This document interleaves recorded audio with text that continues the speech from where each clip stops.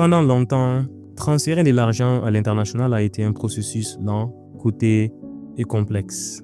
La plupart des banques utilisaient le réseau SWIFT, une infrastructure créée dans les années 1970 pour standardiser les échanges financiers. Les paiements prenaient souvent plusieurs jours car ils devaient transiter par plusieurs banques intermédiaires, chacune ajoutant ses propres délais et ses propres frais. En plus de cette lenteur, les transferts pouvaient générer des coûts élevés, rendant les opérations inefficaces, notamment pour les montants moyens. À partir des années 2010, alors que le numérique transformait déjà de nombreux secteurs, ce problème est devenu de plus en plus visible. Deux entrepreneurs américains, Chris Larsen et Jed McCaleb, s'y sont particulièrement intéressés. Chris Larsen, expert en technologie financière et fondateur de plusieurs startups dans le secteur du crédit, apportait une solide expérience du monde bancaire. Jed McCaleb, quant à lui, était un programmeur visionnaire connu pour avoir lancé Mt. Gox, l'une des premières plateformes d'échange de Bitcoin. En 2012, il fonde Ripple Labs avec une ambition claire, moderniser les paiements internationaux en s'appuyant sur la technologie blockchain, mais en travaillant avec les banques et non contre elles. Leur objectif était de permettre aux institutions financières de transférer de l'argent aussi rapidement et facilement que s'échanger un email.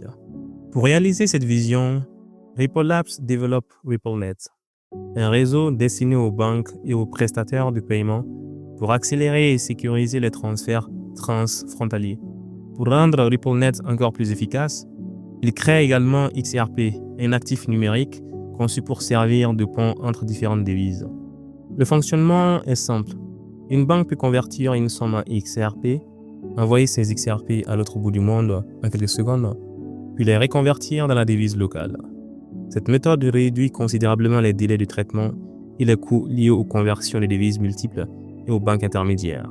Ripple est donc l'entreprise qui développe l'infrastructure. XRP est la crypto-monnaie utilisée comme outil de liquidité au sein de cet écosystème. Contrairement à de nombreux autres tokens créés principalement pour la spéculation, XRP a été pensé dès le départ pour un usage fonctionnel précis, faciliter le paiement international.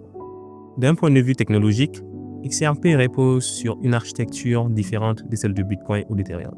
Il n'y a pas de minage ni de preuve de travail à Proof of Work, ni de preuve d'enjeu Proof of Stake.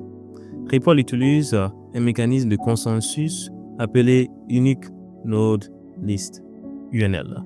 Seuls certains valideurs de confiance sélectionnés par Ripple participent à la validation des transactions. Ce système permet de traiter les transactions en moins de 5 secondes, avec des frais très faibles, et d'atteindre une capacité théorique d'environ 1500 transactions par seconde. Cependant, cette efficacité a un prix. Elle implique une forme de centralisation. Puisque Ripple choisit ses valideurs et que ceux-ci ne sont pas récompensés pour leur participation, certains observateurs s'interrogent sur leur indépendance réelle et sur la résilience du réseau en cas de défaillance ou de tentative de manipulation. La manière dont XRP a été distribué au lancement a aussi fait l'objet de critiques. 100 milliards de tokens ont été créés dès le départ. Sur ce total, 20% ont été attribués aux fondateurs, 7% ont été conservés par Ripple Labs et le reste est vendu progressivement ou placé sous séquestre pour limiter l'impact sur le marché. À chaque transaction, une infime quantité de XRP est détruite, ce qui introduit un effet légèrement déflationniste sur le long terme. Théoriquement, XRP pouvait exister sans Ripple Labs, mais dans la pratique, l'entreprise reste au centre du projet. C'est Ripple qui développe les produits, signe les accords avec les institutions financières et pousse l'adoption de son réseau. Ripple et XRP représentent donc une approche différente de celle de nombreuses crypto-monnaies traditionnelles. Au lieu de chercher à supprimer les banques, Ripple tente de moderniser l'infrastructure existante en introduisant les avantages de la blockchain. Rapidité, coût réduit et transparence. Un choix pragmatique, mais qui soulève aussi des débats constants sur la question de la centralisation et du respect des principes initiaux de la crypto-monnaie. En définitive, Ripple et XRP incarnent une vision hybride du monde financier. Utiliser la puissance de la blockchain pour améliorer les paiements internationaux sans pour autant bouleverser l'ordre bancaire établi.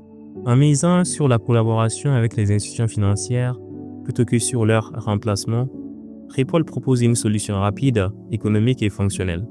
Toutefois, ce modèle soulève des interrogations légitimes sur la centralisation et la gouvernance du réseau. À l'heure où l'écosystème des crypto-monnaies évolue rapidement, Ripple continue d'illustrer l'équilibre délicat entre innovation technologique et intégration